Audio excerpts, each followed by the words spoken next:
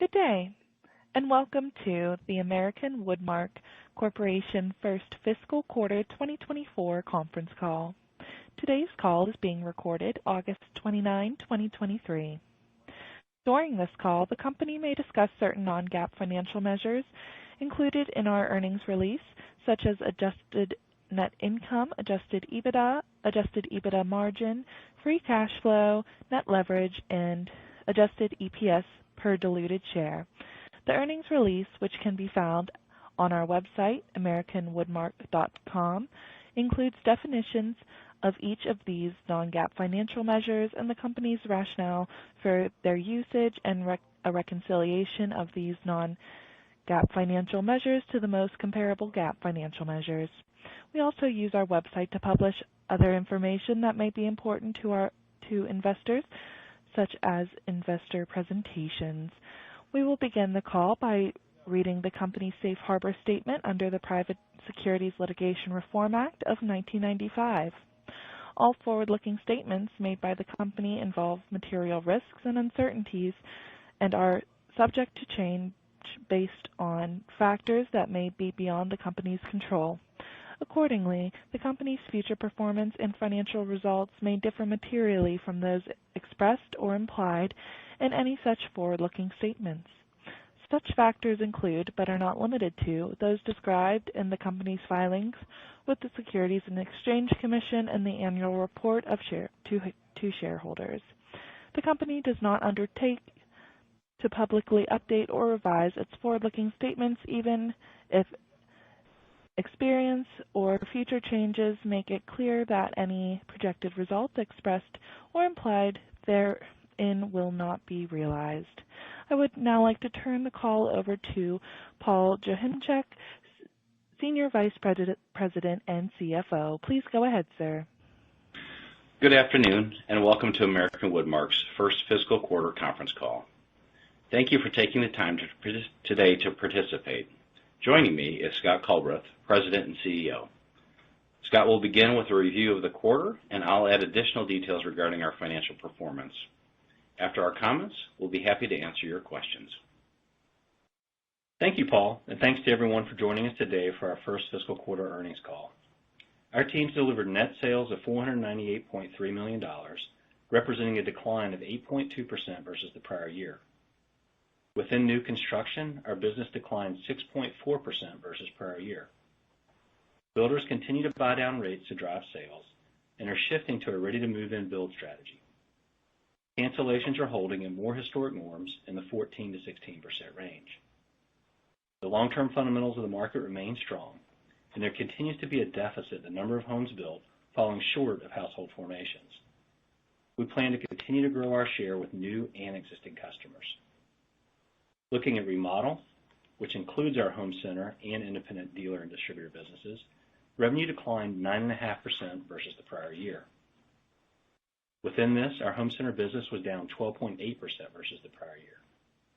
Demand trends have slowed for our made-to-order and stock kitchen business due to lower in-store traffic rates, and consumers are choosing smaller-sized projects. Our stock bath business was positively impacted by a promo versus the prior year, but that was more than offset by inventory destocking efforts at our customers. With regards to our dealer distributor business, we were up 0.1% versus the prior year. Incoming order trends improved at the end of the prior fiscal quarter, allowing for stronger shipments in the fiscal first quarter. Our adjusted EBITDA increased 33% to $75.2 million, or 15.1% for the quarter. Reported EPS was $2.28, and adjusted EPS was $2.78. The improvement performance is due to pricing, better matching inflationary impacts, mix, and improved efficiencies in the manufacturing platforms. Our ops team continues to drive excellence in our plans. Our cash balance was $89.7 million at the end of the first fiscal quarter, and the company has access to an additional $323.2 million under its revolving credit facility. Leverage was reduced to 1.09 times adjusted EBITDA, and the company repurchased 328,000 shares in the quarter. Our outlook for fiscal year 24 assumed market declines in both new construction and repair and remodel, and our view has not changed, but we do view repair and remodel demand as softer versus our original outlook, with slightly better demand in new construction. Our expectation for sales remains unchanged with a low double-digit decline. Due to the strong fiscal first quarter performance, our adjusted EBITDA expectation is increasing to a range of $225 million to $245 million. Our team continues to execute against our strategy that has three main pillars: growth, digital transformation, and platform design. Growth is benefiting from our summer launch that included several new finishes and new door styles, and enhancements to our internal organization accessories within our made-to-order platform. Digital transformation efforts over the last fiscal quarter include the conclusion of our global design workshops for the next implementation area of ERP in Monterey Go Live. Our CRM tool went live in August across the remodel channel and will be followed by the new construction channel in September. Platform design work is accelerating, with over 70% of the wall panels installed in Monterey, Mexico, and all of the wall panels are installed in Hamlet, North Carolina. We expect both sites to be under roof in the next 60 days. As a reminder, this expansion will deliver additional capacity in our stock kitchen and bath cabinetry product lines. In closing, I'm proud of what our team has accomplished in the first fiscal quarter, and I look forward to their continuing contributions during fiscal year 24. I will now turn the call back over to Paul for additional details on the financial results for the quarter. Thank you, Scott. Net sales for the first quarter of fiscal year 2024 were $498.3 million, representing a decrease of 8.2% over the same period last year. The combined home center and independent dealer and distributor net sales decreased 9.5% for the first fiscal quarter, with home centers decreasing 12.8% and dealer distributor increasing 0.1%. New construction net sales decreased 6.4% in the first fiscal quarter compared to the prior year. The company's gross profit margin for the first quarter of fiscal year 2024 was 22% of net sales versus 16% reported in the same quarter of last year, representing a 600 basis point improvement. Gross margin in the first quarter of the current fiscal year was positively impacted by our pricing better matching inflationary impacts, operational improvements in our manufacturing facilities, and stability in the supply chain, partially offset by the $4.9 million tariff charge incurred within the quarter. As we discussed in our previous earnings call, we are returning to our normal performance cycles where our fiscal Q1 and Q4 are at higher performance levels due to the seasonality of our industry. Total operating expenses, exclusive of any restructuring charges, was 12% of net sales in the first quarter of fiscal year 2024, compared with 10.3% of net sales for the same period in fiscal year 2023. The ratio increased 170 basis points due to increases in our incentives, profit sharing, and digital spend. Adjusted net income was $46.2 million, or $2.78 per diluted share in the first quarter of fiscal year 2024, versus $28.4 million, or $1.71 per diluted share last year. Adjusted EBITDA for the first quarter of fiscal year 2024 was $75.2 million, or 15.1% of net sales, compared to $56.5 million, or 10.4% of net sales for the same quarter of the prior fiscal year, representing a 470 basis point improvement year over year and matching the performance gain that we had in our fourth fiscal quarter of fiscal year 2023. Commerce made a final determination in the plywood case, and the company's two Vietnamese plywood suppliers were included. Within the quarter, we took a $4.9 million pre-tax charge. We plan to vigorously appeal the determination, however, this will take time to recover. For context, our last order with either supplier was placed in June of 2022. The strong performance this year is a direct result of the hard work and efforts our team have put into reestablishing our operating efficiencies, stabilizing our supply chain, and controlled spending in the SG&A functions, offset by increases in our incentive compensation, profit sharing, and the $4.9 million pre-tax tariff charge. Free cash flow totaled a positive $72.5 million for the current fiscal year, compared to $32.7 million in the prior year. The $39.8 million increase in free cash flows was primarily due to changes in our operating cash flows, specifically higher net income and lower inventories. Net leverage was 1.09 times adjusted EBITDA at the end of the first fiscal quarter 2024, representing a 1.71 times improvement from the 2.8 times in the prior fiscal year. As of July 31st, 2023, the company had $89.7 million of cash and cash equivalents on hand, plus access to $323.2 million of additional availability under its revolving facility. Under the current share repurchase program, the company purchased $22.1 million, or 328,000 shares in the first quarter, representing about 2% of outstanding shares being retired. The remaining share repurchasing authorization is $52.9 million. Our outlook for fiscal year 2024 remains unchanged from a net sales perspective, and we continue to expect low double-digit declines in net sales versus fiscal year 2023. The change in net sales is highly dependent upon overall industry, economic growth trends, material constraints, labor impacts, interest rates, and consumer behaviors. Our EBITDA expectation for fiscal year 2024 is being increased $20 million from our prior outlook to a range of $225 million to $245 million. The increase in our expected outlook is due to the stabilized operational performance and the positive start we had to our fiscal year 2024. Reiterating our outlook from the past quarter, we are still on track for starting our new operational locations in Hamlet, North Carolina, and Monterrey, Mexico this fiscal year. This will negatively impact the results as we will be incurring the operational expenses without offsetting full revenue performance of those locations. The total impact of these charges is approximately $8.1 million in the full fiscal year of 2024. Our capital allocation priorities for fiscal year 2024 remain unchanged. We will first be focused on investing back into the business for the plant expansions in Monterrey, Mexico, Hamlet, North Carolina, and continuing our path on our digital transformation with investments in our ERP and CRM solutions.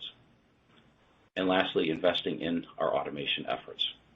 Next, we'll continue our share repurchasing. As a reminder, we still have $52.9 million remaining. And lastly, we have our debt position at a leverage ratio we wanted to achieve, and we will be deprioritizing paying down debt in fiscal year 2024. In closing, the business continues to build off the progress made through the past fiscal year. We fully expect these improvements to read through the financials throughout this year.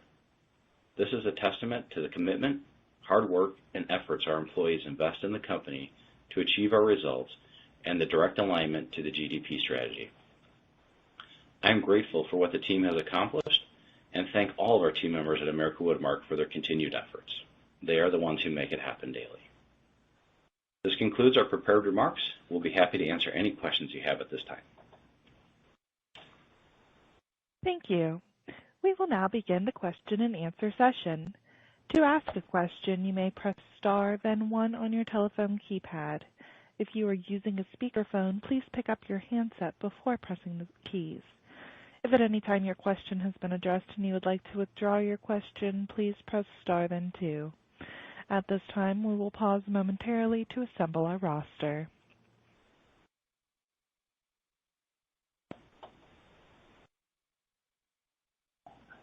Our first question comes from Julio Romero with Sidoti & Company. Please go ahead. Thanks, and hey, good afternoon, everybody. Good afternoon. Yeah, good afternoon, Julio. So I guess, can you maybe start on the sales guide? You talked about a little bit better new construction outlook, but a little bit worse R&R outlook. Can you just talk about the repair and remodel side? You mentioned smaller size projects. Does that just mean you're selling less volume per home remodel, and maybe just talk about what's driving lower in-store traffic rates? Sure. I'll take just a couple questions in there. Let's first talk about our expectations as we think about calendar year 23. I don't want to step into 24 yet at this point, but certainly we're expecting to see sales decline in both channels. I would say the range for single-family starts has widened from high single digits to low double digits, depending on the source. And they're looking at starts data that just came out January to July. We averaged down 17% nationally, with July up 10%. And then remodel It's been trending in that mid-single digit range. Home centers just reported in the last 2 weeks. They shared an outlook of down mid-single digits, and in their most recent quarter showed that our particular category was performing below the average store comp. They did attribute that to two factors: one, slowing traffic in the outlets, and then also just smaller jobs. So we're taking all that into consideration as we look at our business and projections going forward. We just think it's a reallocation between the two channels for us, but ultimately the same sales guide we had last quarter. Okay, appreciate the color there. And then just wanted to ask about the free cash flow figure, which was pretty impressive for the first quarter. Maybe what's your sense of inventory levels today? Should they continue to trend lower? And just how do you think about free cash flow overall for the rest of the year? Yeah, Julio, really, we have our inventories kind of starting to get stabilized. We still have room for improvement in that, and we're not going to continue our efforts on those avenues. Free cash flow started off much stronger than we anticipated in the first part of the year, primarily due to our outperformance, but also we have some delays still in regards to our manufacturing facilities coming online with the OEMs, not from a lack of desire to do these projects, but just timing of that. But we will have a strong free cash flows for the year. Really helpful. Thanks a lot, guys. Mm-hmm. Yep, thanks. Our next question comes from Adam Baumgarten with Zelman. Please go ahead. Hey, good afternoon. I guess just on the input cost side, I don't know if you guys touched on that, but just kind of what you're expecting for the balance of the fiscal year. Yeah, on the inflation side at this point, we are seeing relief in hardwood lumber specifically, so we've seen declines there, but we still see upward pressure on other categories from a year-over-year standpoint, such as plywood, paint, hardware. Certainly labor, right, continues to be an increasing input cost along with domestic transportation. Don't see that changing materially between now and the end of the calendar year or even really the end of our fiscal year. Okay, got it. And then just on the softness and on the R&R side, just kind of maybe talk about promotional activity and how that's trending. Yeah, we've seen a slight uptick in promo activity. I think we messaged the same last quarter, again, principally in the remodel channel, so both in the dealer distributor space as well as the home center. So slight uptick, but nothing of concern. So like kind of back to normal is a good way to think about it? I still would say it's below the historic norm. Okay, got it. Thank you. Our next question comes from Steven Ramsey with Thompson Research Group. Please go ahead. Hi, good evening. On gross margins being strong again for the second consecutive quarter, you called out the drivers there. Could you maybe walk through the order of magnitude on the drivers helping gross margin in the quarter, and then maybe just order of magnitude how you see that evolving going through the rest of the year on those drivers? Yeah, Stephen, good question. Really, we talked about pricing better matching inflation, so we really have caught up to that kind of commentary that's out there. So from a magnitude perspective, that is the first and foremost that's out there. And you look at the other opportunities that were out there, operational efficiency is really matching better from what we did, the stability of supply chain. Those two work hand in hand, so as our supply chain really stabilized, it does allow our operations to get back to their normal operating cadences, which increases our overall plant efficiencies. And those are I'd say, kind of stack one and then two, with those two being combined together. And then the only thing I would add to that is just on the pricing piece, I would tell you that we've really lapped the increases that we put into the business a year ago. So we're not expecting, additional gains in pricing to benefit year over year going forward. Okay, helpful. And then on the new facilities cost of about $8 million this year, is that a pressure that steps down or goes away completely as the markets normalize over the next year or so, or maybe kind of talk to the outlook on that spend? Yeah, it's basically the ramp up and startup cost. You start paying a lease and you don't have it fully utilized. So we'll take that charge this year as an impact, and then our expectation is that we do start to better utilize and leverage both of those facilities going forward. Okay, helpful. Thank you. Our question comes from Collin Verron with Jefferies. Please go ahead.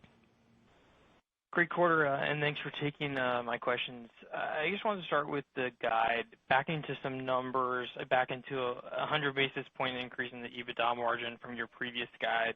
Can you just give some more detail around what's driving the increase in the margin guide? Is it all operational improvements, or are you seeing the bend, or is it going to be lower raw material costs? Just looking for some more color around the drivers of that. Yeah, I'd really take it back to Paul's comment a moment ago. Certainly the impact of our first quarter being better than what we had modeled and assumed when we gave that outlook a year ago would be a contributor. And as he mentioned, pricing was a key piece to that, as well as how we were running the factories. As we go forward, we expect to continue to run our factories well, so we think we've got some upside for that, and we've got that factored in to the overall equation. We do expect softer demand as a bit as an offset as we go forward, but when we take all of those considerations together, we're confident with the increase that we've put out there for our range. Okay, that's helpful.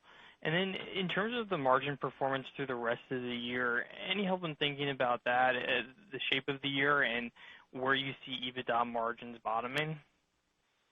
So I don't want to get into a quarterly outlook view on really, quite frankly, sales or EBITDA. That's why we give the full year view. The only thing I will comment on specifically is just recall that Q2 a year ago was by far and away our strongest sales comp in the prior year. Why was that? We made considerable headway in reducing our backlog a year ago. So just as a reminder, that'll be a bit of a tailwind as we think about this upcoming quarter in fiscal year 24. Great, that's helpful color. And then just the last one here for me. You talked about some destocking at the home centers. Can you just talk about how much of a headwind that was for you guys in the quarter, and where you guys think that channel is from an inventory perspective after this quarter? Yeah, I don't have a specific amount that I'll call out for that, Colin, but we believe there's an opportunity at both of our key accounts to see increases in in-store inventory levels to help both the bath, kitchen, and quite frankly, even storage category. So our teams work hand in hand with our customers on driving that improvement in stock rates so that we can assure that we get our end consumers product to be able to purchase. Great, thank you, and good luck with the rest of the year. Okay, thank you. Thank you, Colin. Again, if you'd like to ask a question, please press star, then 1 at this time. Our next question comes from Tim Wojs with Baird. Please go ahead. Hey, guys. Good afternoon. Nice job. Maybe just, my first question, just on that one of your last answers there, Scott, did you say I think you said a tailwind. Did you mean a headwind from inventory kind of, your backlog kind of conversion in the prior year last year? So we had to clarify that comment, when you compare Q2 to prior year had the benefit of being able to chew through a pretty substantial amount of backlog. We will not have that this year. So it was a tailwind last year that doesn't repeat itself this year, thus it's a headwind. Sorry for not being clear the first time. No, yeah, just want to make sure I heard that. Okay, got that.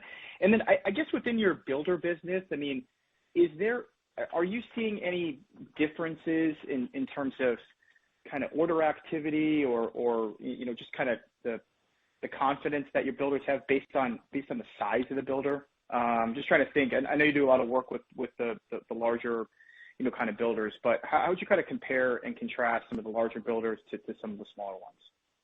Yeah, all the statements you made are all accurate. So there's a wide range, and it's not only a factor of the builder specifically, Tim, but also the region. So we've seen some weakness out west as of late. That was sort of the last area of the country to start to rotate down. We expect that to come back. So it varies depending on the account, but I would say the larger builders are pretty bullish on their expectations now for the year as opposed to where they were 3 and 6 months ago. Okay, good. And then would you think from a lead time perspective or how we think about kind of lagging starts or kind of comparing to completion? I know with the supply chain that had kind of got out of the whack over the last couple of years, but would you kind of revert back to that kind of 90 to 100-day lag relative to starts now as we kind of think about the new construction market?